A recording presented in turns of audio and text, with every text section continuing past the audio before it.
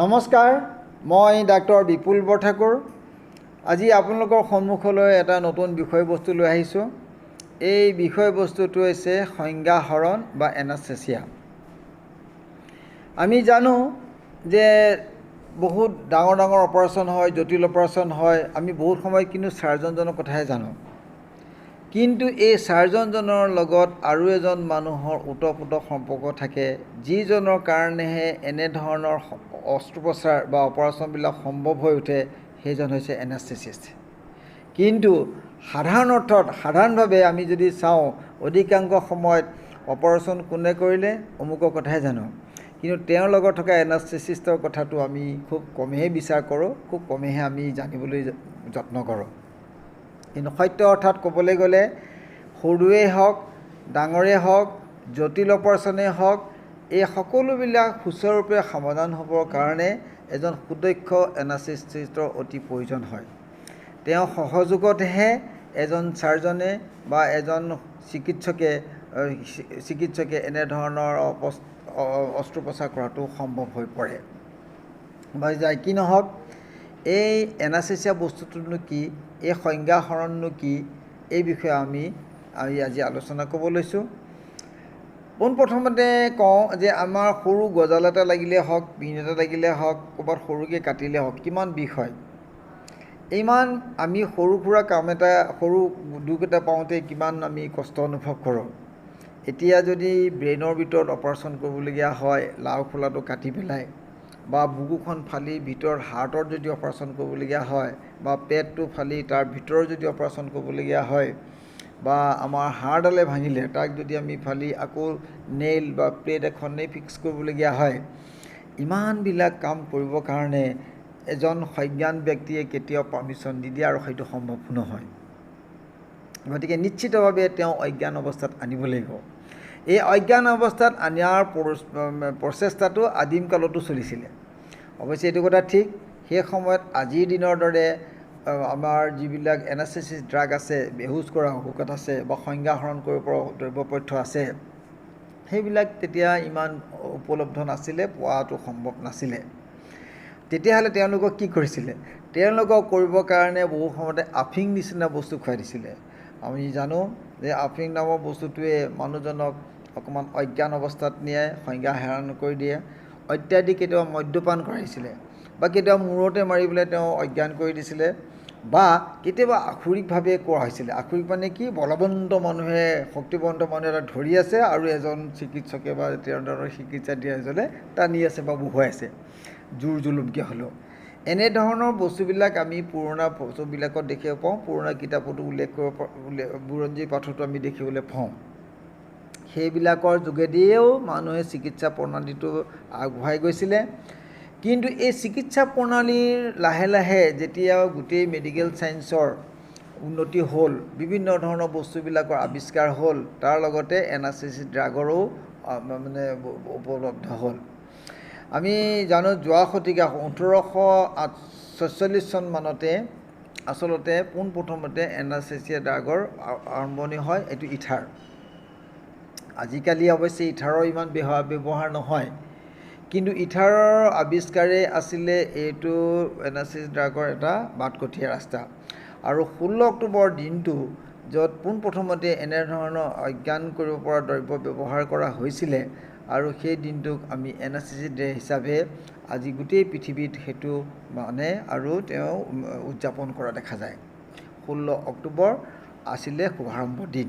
বাকী যে কি নহওক, সেই ইথাৰ যদিও আজি বহুলভাৱে ব্যৱহৃত নহয়, এটা সময়ত সেই ইথাৰে আছিল বাটকটীয়া। তাৰপিছতে বহুত ক্ল'ৰফৰ্ম আৰু আজিকালি দিনত বহু ধৰণৰ দ্ৰব্যৰ আৱিষ্কাৰ হ'ল, আৰু এনে কিছুমান দ্ৰব্য আৱিষ্কাৰ হ'ল যে তাৰ ছাইড এফেক্টটো বহুত কম থাকে, আৰু সুচাৰুৰূপে সুন্দৰভাৱে অপাৰেশ্যন কৰাটো সম্ভৱপৰ হৈ উঠিল। জটিল অপাৰেশ্যন কৰাটো সম্ভৱ হৈ উঠিল, যিবিলাক আগৰ এনাস্থেচিছ ড্ৰাগৰ দ্বাৰা এইটো সম্ভৱপৰ হৈ নাছিলে। বা কি নহওক, এই দ্ৰব্যৰ কথাটো পাতিম, কিন্তু তাৰ লগত আমি কেনেধৰণৰ এনাস্থেচিয়া আমি দিব পাৰোঁ সেই বিষয়ে অকণ আলোচনা কৰোঁ। পোনপ্ৰথমতে আমি লোকেল এনাস্থেচিয়াৰ কথা আমি প্ৰায়ে শুনো। লোকেল মানে স্থানীয় মানে সৰু জেগা এটাত। এতিয়া উদাহৰণস্বৰূপে যদি কাৰোবাৰ এটা গুটি এটা হৈছে সৰু, যিটো বনলৈকে নাই কিন্তু বৰ ভিতৰলৈকে নাই ওপৰতে আছে তেনেধৰণৰ সৰু গুটি এটা হওক আমি সাধাৰণতে গেংলিয়ন দেখিবলৈ পাওঁ আমি ইয়াতে কওঁ কেতিয়াবা গুটি এটা হৈছে এইটো গেংলিয়ন বা আঙুলিতে সৰু এটা অস্ত্ৰোপচাৰ কৰিবলগীয়া হ'ল তেতিয়াহ'লে কি হয় যে আঙুলিটোলৈ যিবিলাক নাৰ্ভ যায় সংজ্ঞাবাহক আমাৰ স্নায়ু যায় এই স্নায়ুবিলাকক ব্লক কৰিব তেওঁলোকক কিছু সময়ৰ কাৰণে অকামিলা কৰিব পৰাৰ কাৰণে দ্ৰব্য দিয়া হয় এতিয়া এইটো আঙুলিৰ কথা আমি যেনিবা উদাহৰণ হিচাপে লওঁ ছাপ'জিং ইয়াতে সৰু কাঠ এটা আছে বা সৰু গুটি এটা আছে যিটো অপাৰেশ্যন কৰিব লাগে তাৰ কাৰণে গোটেই মানুহজনক অজ্ঞান কৰিবলগীয়া নহয় এতিয়া এই আঙুলিটো যদি আমি অকল কেৱল অজ্ঞান কৰি ৰাখিব পাৰোঁ তেতিয়াহ'লে কামটো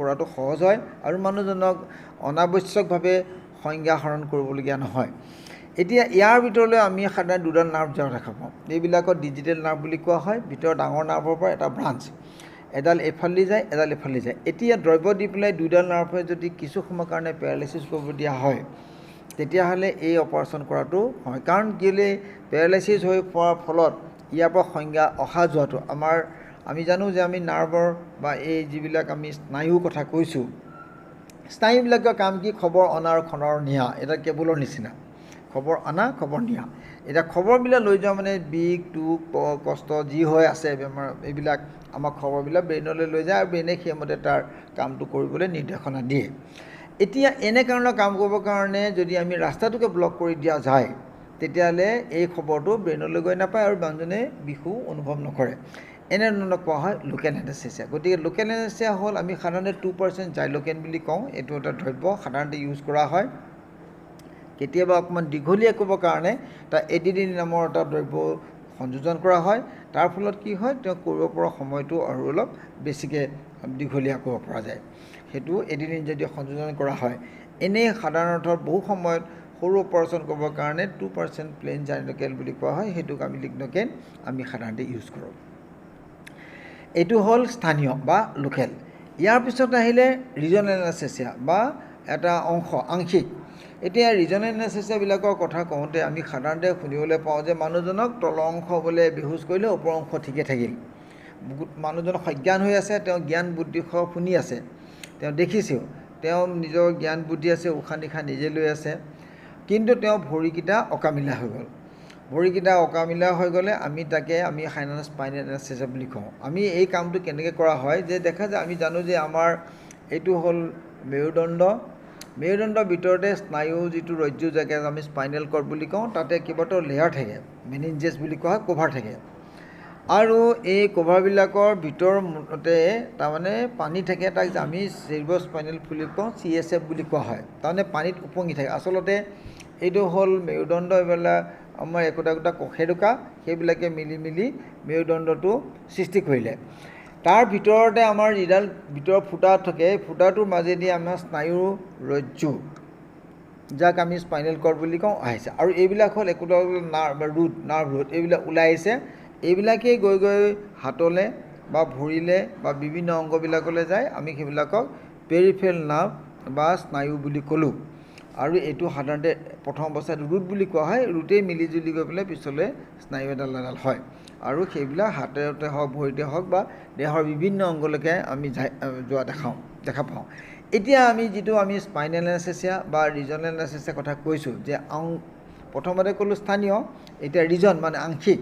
অংশ এটা অঞ্চলক তাৰমানে সংজ্ঞা হৰণ কৰা এতিয়া সেইটো কৰিবৰ কাৰণে সাধাৰণতে কি কৰা হয় যে এই যে গেপটো আছে এই গেপটোৰ মাজেদিয়ে নিডিলটো ভৰাই দিয়া হয় নিডিলটো ভৰাই দি পেলাই ভিতৰলৈ যিটো ভিতৰলৈ নিডিলটো সোমাই দিলে আমি য'ত চেৰিব্ৰোস্পাইনেল ফ্লুইডটো পাওঁ আমি ইতিমধ্যে কৈছোঁ যে স্নায়ু ৰজ্জুডাল পানীতে উপঙি থাকে এই পানীখিনিৰ নাম হ'ল CSF ফ্লুইড এতিয়া এই ফ্লুইডতে যদি এই দ্ৰব্যটো দি দিয়া যায় তেতিয়াহ'লে কি হয় ফ্লুইডটোৱে এই দ্ৰব্যটোৰ ফলত এইখিনিৰ পৰা এইখিনি নাৰ্ভক অকামিলা কৰি ৰাখে অকামিলা কৰাৰ ফলত তললৈ যিবিলাক নাৰ্ভ ওলাই গ'ল এইবিলাক যে নাৰ্ভ ওলাই গৈছে এইবিলাক নাৰ্ভ ওলাইছে সেইবিলাক ভৰিলৈ গৈছে দুটা ভৰিলে যিখিনি নাৰ্ভ গ'ল সেইখিনি অকামিলা হৈ পৰিব তাকে আমি স্পাইনেল এনেস্থেচিয়া বুলি কওঁ তাৰ ফলত কি হয় এইটো ভৰিয়ে হওক এইফালে যিটো ভৰি ওলাই গ'ল সেইটো বা এইফালে যিটো ভৰি ওলাই গ'ল সেইটো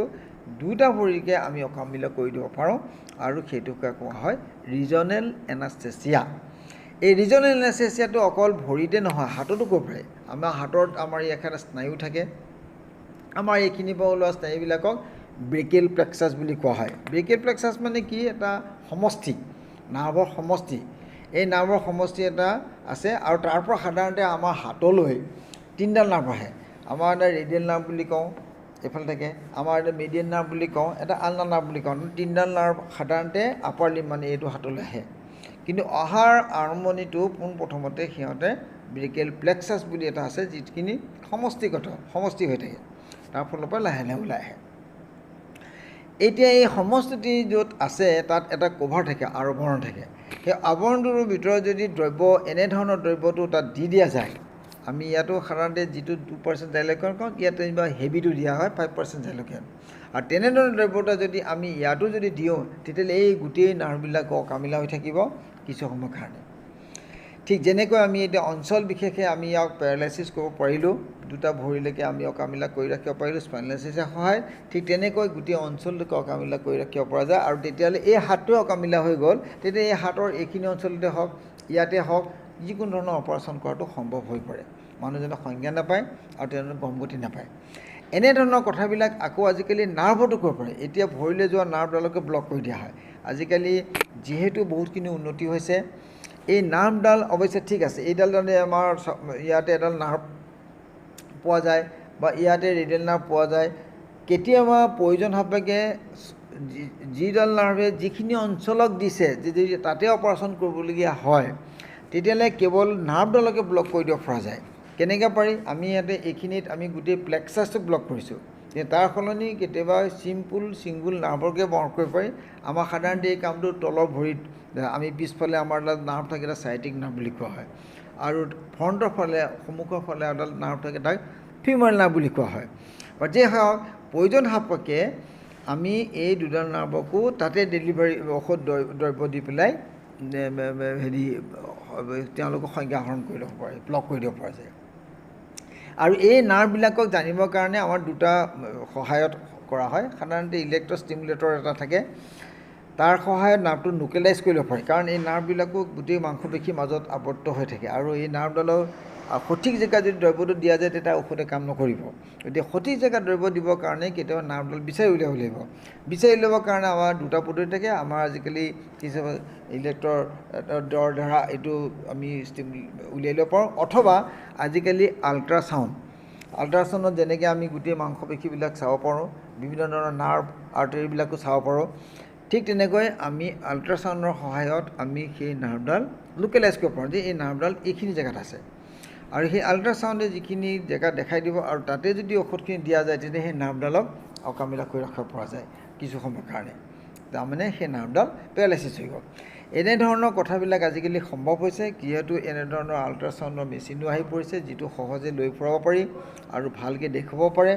আৰু নাৰ্ভ ষ্টিমুলেটৰ বুলি এটা বস্তু, য'ত নাৰ্ভডাল ষ্টিমুলেট কৰিও আমি তেনেকৈ দৰকাৰ। কিন্তু নাৰ্ভ ষ্টিমুলেটতকৈ এতিয়া আল্ট্ৰাচাউণ্ডৰ প্ৰাদুৰ্ভাৱটো বেছি, ব্যৱহাৰটো বেছি, তাৰ পৰা সহজে নাৰ্ভডাল চাব পাৰি আৰু তাতে দ্ৰব্য দি পেলাই নাৰ্ভডাল। গতিকে এনেধৰণৰ কথাবিলাকৰ পৰা কি বহুতখিনি সুবিধা হয়। বহুত সময়ত মানুহজনক অজ্ঞান কৰিবলগীয়া নহয়, আৰু এনেধৰণৰ অপাৰেশ্যন কৰি মানুহজনক সোনকালে ছুটি দিব পাৰি।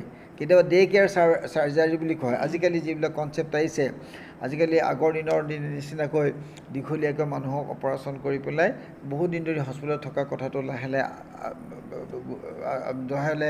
নাইকিয়া হৈয়ে গৈছে। আগতে গ'ল্ড ব্লাডাৰ কৰিলে 10 দিন 12 দিন হস্পিটেলত থাকিব লাগে, আজিকালি এদিন বা দুদিনতে ছুটি দিব পৰা যায়। আৰু কেতিয়াবা কঁকালৰ অপাৰেশ্যনো আগতে 10-12 দিন হস্পিটেলত শুই থকা নহয়, আজিকালি এনেকুৱাও দিন আহিছে যে আজি দিনৰ ৰাতিপুৱা অপাৰেশ্যন কৰিলে গধূলি মানুহজন গুচি গ'ল। আৰু এইবিলাক সম্ভৱ হৈছে যিহেতু আমাৰ এই এনাস্থেচিয়া ডিপাৰ্টমেণ্টৰ বহুত উন্নতি হৈছে। দ্ৰব্য উন্নতি হোৱাৰ লগে লগতে টেকন'লজিবিলাক যিবিলাক আহিছে, সেইবিলাকে ইমান বস্তুবিলাক সহজ কৰি পেলাইছে, তাৰ ফলত মানুহজনক হস্পিটেলত থকা খৰচো কমিলে, দীঘলীয়াকৈ হস্পিটেলত থাকিবলগীয়া নহ'ল, আৰু জটিল অপাৰেশ্যনো কৰাটো সম্ভৱপৰ হৈ উঠিল। এইবিলাক সকলোবিলাক সংজ্ঞাহৰণৰ উন্নতিৰ কাৰণে হৈছে। এতিয়া আমি সংজ্ঞাহৰণৰ ইটো কথা কওঁ যে য'ত জেনেৰেল এনাস্থেচিয়া, য'ত মানুহজনক পূৰ্ণভাৱে অজ্ঞান কৰিবলগীয়া হয়। অৱশ্যে এইটো কথা ঠিক, যদি ব্ৰেইনৰ কিবা এটা অপাৰেশ্যন কৰিবলগীয়া হ'ল, বুকুখন ফালি ভিতৰত অপাৰেশ্যন কৰিবলগীয়া হ'ল, বা পেটৰ ভিতৰত কেতিয়াবা জটিল অপাৰেশ্যন কৰিবলগীয়া হ'ল, এইবিলাকততো মানুহজনৰ ৰিজনেল এনাস্থেচিয়া দি নহ'ব, বা আঞ্চলিকভাৱে তেওঁলোকক আমি সজ্ঞান কৰিবলৈ এইটো এনেধৰণৰ অস্ত্ৰোপচাৰ কৰাটো সম্ভৱ নহয়। এনেধৰণৰ অপাৰেশ্যন কৰিবৰ কাৰণে মানুহজনক পূৰ্ণভাৱে অজ্ঞান কৰাটো আৱশ্যক হৈ পৰে। পূৰ্ণভাৱে অজ্ঞান কৰিবৰ কাৰণে অৱশ্যে এইটো কথা ঠিক যে তাৰ আগতে বহুতখিনি কিছুমান পদ্ধতি চালি জাৰি চাব লাগে। 1 নম্বৰ কথাটো যে তেওঁ হাৰ্টটোৱে ভালকৈ কাম কৰিছে নাই, তেওঁ লাংটোৰ অৱস্থা কেনেকুৱা, তেওঁ কিডনিটোৰ অৱস্থাটো কেনেকুৱা, তেওঁ লিভাৰ ফাংচনবিলাক কেনেকুৱা, এইবিলাকৰ প্ৰত্যেকটো কথা বিশ্লেষণ কৰাটো বহুত প্ৰয়োজনীয় হয়। এতিয়া উদাহৰণস্বৰূপে চাপ'জ তেওঁ লিভাৰটো ইমান ভাল নহয়, আমি যে বহুত সময় এনাস্থেচিয়া দিয়াৰ আগতে পৰীক্ষাবিলাক কৰা হয়, কেতিয়াবা মানুহে ভাবে যে ইমানখিনি পৰীক্ষা কেলৈ কৰিলোঁ। আচলতে কৰা লজিকটো হ'ল যে মানুহজনৰ হাৰ্টটো, কাৰণ এটা কথা ঠিক যে যেতিয়া মানুহজনক পূৰ্ণভাৱে বেহুচ কৰি দিয়া হয় তেতিয়াহ'লে তেওঁৰ লাংছটো কাম নকৰে, তেওঁ অকল হাৰ্টটোহে কাম কৰি থাকে, আৰু হাৰ্টৰ কেতিয়াবা তাৰ ৰেটটো কেতিয়াবা কম বেছ হয়। তাৰ বাহিৰে বাকী গোটেই অংগবিলাকেই পেৰালাইচিছ হৈ যায়, আৰু সেই পেৰালাইচিছ হৈ থকা অৱস্থাত তেওঁক দ্ৰব্যৰ দ্বাৰা পেৰালাইচিছ কৰি মেচিনেৰে সেই কামটো চলাই থকা হয় যেতিয়ালৈকে অস্ত্ৰোপচাৰটো হৈ নাহে। এই সময়ত গোটেই বস্তুটো পেৰালাইচিছ যেতিয়া হৈ যায়, দ্ৰব্যবিলাক দিয়া হয়, এনে আমি লিভাৰৰ কথাই ক'লোঁ, যদি লিভাৰটোৱে ভালকৈ কাম কৰি নাথাকে, এতিয়া কত দ্ৰব্য এটা দিয়া হ'ল, সেই দ্ৰব্যটো আমি বহুত সময় দেখা যায় যে লিভাৰৰ মাজেদি গৈ সি কিছুমান মেটাবলাইটত পৰিণত হয়, তাৰমানে সক্ৰিয় অৱস্থাত যায়, কিছুমান মেটাবলাইটত পৰিণত হয়, ৰিয়েকশ্যন হৈ পেলাই এক্টিভ, আৰু আল্টিমেটলি সি কিডনিৰ মাজত ওলাই যায়। যদি কিডনিতে ভালকৈ কাম কৰা নাই তেতিয়াহ'লে তেওঁ ঔষধটোৱে সময়তকৈ বেছি সময় দেহাত কাম কৰিব, আৰু সেইটো আমি ডিজায়াৰ নহয়, তাৰ ফলত তেওঁ বহু সময় ধৰি অজ্ঞান হৈ থাকিব পাৰে। সেইকাৰণে কিডনি ফাংচনটো আমাৰ দৰকাৰ হ'ল। আকৌ লিভাৰ ফাংচনটো যদি হয় যে লিভাৰ যদি সেই মেটাবলাইটখিনি ভালমতে উলিয়াই নিদিয়ে তেতিয়া এফেক্টিভিটি নহ'ল।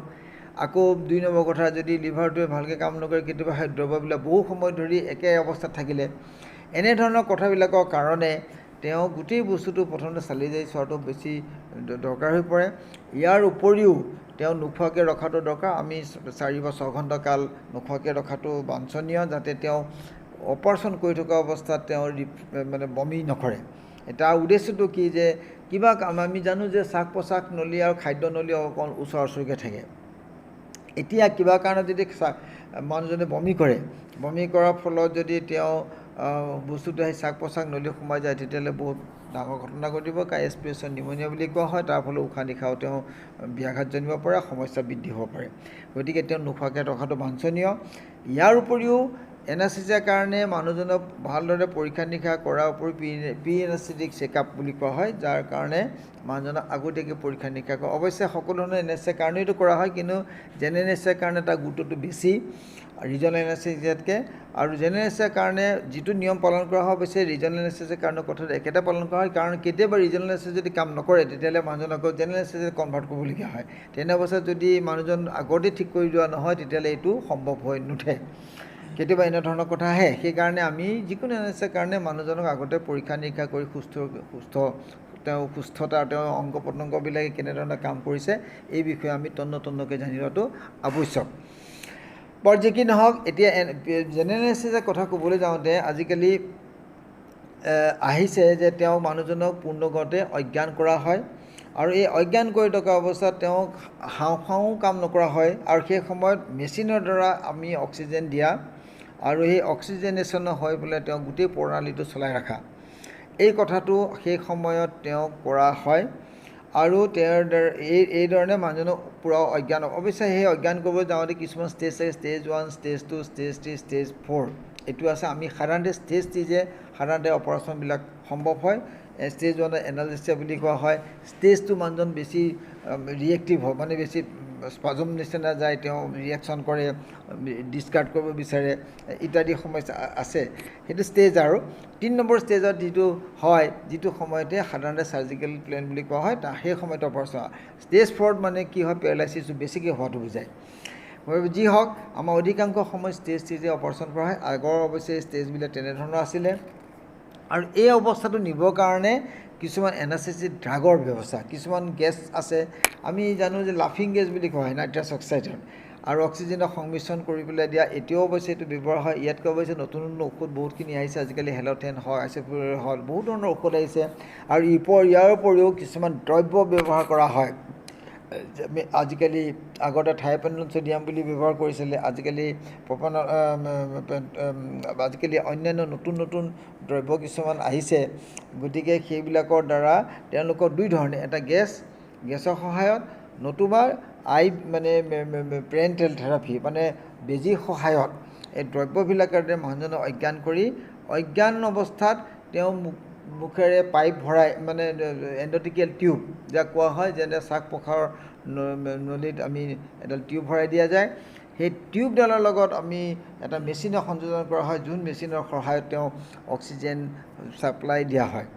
আৰু এই গোটেই বস্তুত যাতে নিয়মীয়াকৈ চলি আছে সেইটো জানিবৰ কাৰণে বিভিন্ন ধৰণৰ মনিটৰ্ছ থাকে। মনিটৰবিলাক মানে কি, আগৰ দিনত আমি বহু সময় মনিটৰ পালছ বা BP ওপৰতে আমি নিৰ্ভৰশীল আছিলোঁ, কিন্তু আজিকালি এইটো নহয়। আজিকালি কিছুমান মনিটৰ আহিলে মনিটৰিং কৰি থাকে, মানে মানুহজনৰ প্ৰেছাৰ কেনেকুৱা আছে, মানুহজনৰ হাৰ্ট ৰেটটো কেনেকুৱা, তেওঁ উশাহটো ঠিকমতে লৈ আছেনে, তেওঁ পৰ্যাপ্ত পৰিমাণে দেহলৈ অক্সিজেন গৈছেনে, আৰু দেহত অক্সিজেন হৈ সেই অক্সিজেনখিনি আকৌ কাৰ্বন ডাই অক্সাইড ৰূপান্তৰিত হয়, তাৰমানে ক্ৰিয়াটো হৈছেনে, যে ওলাই অহা গেছখিনি কাৰ্বন ডাই অক্সাইড হয় নহয়, আৰু পৰ্যাপ্ত পৰিমাণে ওলাই গৈছে নাই। পৰ্যাপ্ত পৰিমাণে ওলাই যোৱাতে বুজাব যে অক্সিজেন যিখিনি গৈছে তাৰ প্ৰপাৰলি ইউটিলাইজেশ্যন হৈছে, তাৰ ব্যৱহাৰ হৈছে, আৰু তাৰ বাই প্ৰডাক্ট হিচাপে কাৰ্বন ডাই অক্সাইড যিটো আমি নিশাহত উৰাইছোঁ সেইটো পৰ্যাপ্ত পৰিমাণে ওলাইছে নাই। এই গোটেই প্ৰক্ৰিয়াবিলাকক চাই থাকিবৰ কাৰণে বিভিন্ন ধৰণৰ মনিটৰ থাকে। এটা উদাহৰণস্বৰূপে আমি ফটোৰ দ্বাৰা এইটো মনিটৰৰ এটা ফটো দেখাইছোঁ, য'ত এনেধৰণৰ মনিটৰ এই কাৰ্ভবিলাক যিবিলাক আহি থাকে, ই আচলতে আমাৰ হাৰ্টৰ কথা হওক, লাংটোৰ কথা হওক বা প্ৰেছাৰৰ কথা হওক, এইবিলাকৰ বিভিন্ন ধৰণৰ কথাবিলাক আমি সেই সময়ত মনিটৰিং কৰি থকাটো মানুহে সেইবিলাক আমাক দেখুৱাই থাকে। সেইবিলাক ৰিপ্ৰেজেণ্টেশ্যন, এই electrical representation, graphic representations of the activities of the heart, lung and all the system. Basically সিহঁতে আমাক সেই সময়ত ভালদৰে কাম হৈ আছে নাই মনিটৰিং কৰিবৰ কাৰণে এইটো সুবিধা হয়। আজিকালি মনিটৰ হোৱাৰ কাৰণে তেওঁ অস্ত্ৰোপচাৰৰ সময়ত কিবা বিঘিনি হৈছে নেকি, এইটো কথা ঠিক যে অস্ত্ৰোপচাৰৰ সময়ত এনাস্থেচিষ্টজনে অনবৰতে এই বস্তুবিলাক চকুত দি থাকিব লাগে। কেতিয়াবা কিছুমান মানুহৰ ক্ষেত্ৰত ৰিয়েকশ্যন হয়, কিছুমান মানুহক আশা কৰা মতে এটা দ্ৰব্য কাম নকৰে, বা আশা কৰা মতে এটা বিৰূপ, কেতিয়াবা উল্টাহে কামটো হয়, বিৰূপ কাম হয়। এনেধৰণৰ হোৱাটো অস্বাভাৱিক নহয়, এনেকুৱা ধৰণৰ হয়, কাৰণ সকলো ক্ষেত্ৰত, সকলো দেহৰ ক্ষেত্ৰত দ্ৰব্যৰ ক্ৰিয়া প্ৰতিক্ৰিয়াবিলাক সম নহয়। কেতিয়াবা তাত বিৰূপ প্ৰতিক্ৰিয়া হয়, আৰু সেই বিৰূপ প্ৰতিক্ৰিয়াবিলাককো জানিবৰ কাৰণে আমাৰ মনিটৰবিলাকে সহায় কৰে। আৰু মনিটৰবিলাকৰ সহায়তে তেওঁলোকৰ কৰিবলগীয়া কামবিলাক, যদি ক্ৰিয়া কিবা প্ৰতিক্ৰিয়া থাকিলে তাক শুদ্ধ কৰিবৰ কাৰণে তাক কি ব্যৱস্থা ল'ব লাগে কাৰণে সেই ব্যৱস্থা কৰিবৰ কাৰণে তেওঁলোকে সদা প্ৰস্তুত হৈ থাকে। এই গোটেই বস্তুবিলাক যাতে নিয়মিতভাৱে নিয়ৰীয়াকৈ হৈ থাকে, মানুহজন সুস্থ অৱস্থাত থাকে, সেইখিনি জানিবৰ কাৰণে এনাস্থেচিষ্টৰ ৰোলটো বহুত গুৰুত্বপূৰ্ণ। আৰু সেই সময়ত তেওঁৰ ওপৰতেই গোটেই দেহাটো নিৰ্ভৰ কৰে, গোটেই মানুহজনক। চাৰ্জনজনে তেওঁ নিজৰ কাম কৰি থাকে, তেওঁ অপাৰেশ্যন কৰা, তেওঁ আমাৰ অস্ত্ৰোপচাৰৰ কাৰণে হাড়ৰ বিষয়ত এটা প্লেট লগোৱা, স্ক্ৰু লগোৱা ইত্যাদি মেকানিকেল কামবিলাক হৈ থাকে, সেইবিলাক বাৰু হ'ল। কিন্তু এই গোটেই মানুহটো সুস্থ অৱস্থাত অস্ত্ৰোপচাৰ ৰাখিবৰ কাৰণে এনাস্থেচিষ্টজনৰ আটাইতকৈ গুৰুত্বটো বেছি। তেওঁ মানুহজনক কোনোবা সমস্যা যাতে নহওক, সুচাৰুৰূপে অস্ত্ৰোপচাৰটো হওক, তাৰ কাৰণে তেওঁ সদা প্ৰস্তুত হৈ পেলাই এই মনিটৰৰ সহায়ত তেওঁ মনিটৰিং কৰি তেওঁ প্ৰয়োজন সাপেক্ষে সেইবিলাক কাৰেক্টিভ মেজাৰ্ছ লোৱাটো তেওঁৰ ওপৰতে নিৰ্ভৰ কৰে। অৱশ্যে এই সুচাৰুৰূপে এইবিলাক যে দ্ৰব্য দিয়া হ'ল, এই দ্ৰব্যবিলাকে মানুহজনে পেৰালাইচিছ কৰিলে, এতিয়া যেতিয়া অস্ত্ৰোপচাৰ শেষ হৈ গ'ল তেতিয়া কাউণ্টাৰ এক্টিং দ্ৰব্য দিয়া হয়, তাৰমানে সেইবিলাকক আকৌ নিউট্ৰেলাইজ কৰিবৰ কাৰণে ঔষধ দিয়া হয়। বহু সময়ত ঔষধবিলাক দি তেওঁলোকৰ ঔষধৰ ক্ৰিয়াটো শেষ হওঁতে যদি অস্ত্ৰোপচাৰ হ'ল, তাৰ ওপৰত এতিয়া কেতিয়াবা এই দ্ৰব্যখিনি যিখিনি দিয়া হ'ল তাৰ ওপৰত বিপৰীতমুখী দ্ৰব্য দিয়া হয়, যাতে আকৌ তেওঁ সক্ৰিয় অৱস্থালৈ ঘূৰি আহিব পাৰে। গতিকে সেইখিনি কোৱা হয় ৰিভাৰ্চ কৰা, তাৰমানে তেওঁক মানুহৰ আকৌ ঘূৰাই অনা। এই ঘূৰাই অনা পদ্ধতি যেতিয়া তেওঁ সুস্থভাৱে আহিব, তেওঁ আকৌ সজ্ঞান হ'ব, হাত ভৰিবিলাক লৰাব, ৰিফ্লেক্সেছবিলাক আহিব। ৰিফ্লেক্স মানে যে আমি কিবা এটা বস্তু পৰিলে পটককৈ হাতটো আঁতৰাই দিয়ে, সেইটো ৰিফ্লেক্স বুলি কোৱা হয়। বা নাকৰ চকুত চুলে আমি চকুটো মুদি দিওঁ ইত্যাদি, সেইবিলাক ৰিফ্লেক্স।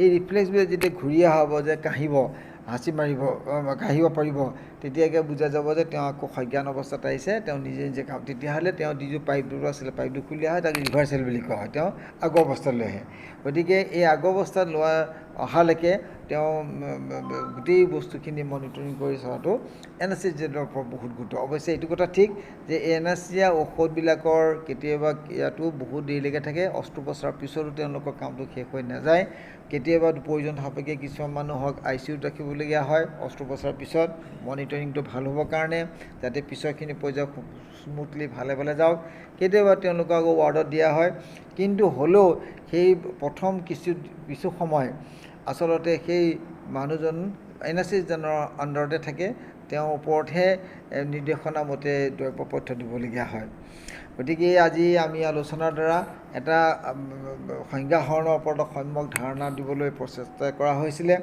আৰু আশা ৰাখোঁ আপোনাৰ এই আলোচনাৰ দ্বাৰা আপোনাৰ উপকৃত হ'ব আৰু উপকৃত হ'লে এইটো শ্বেয়াৰ কৰাৰ লগতে লাইক কৰিব বুলি আশা ৰাখিলোঁ যাতে অন্যান্য সকলেও ইয়াৰ দ্বাৰা উপকৃত হয় নমস্কাৰ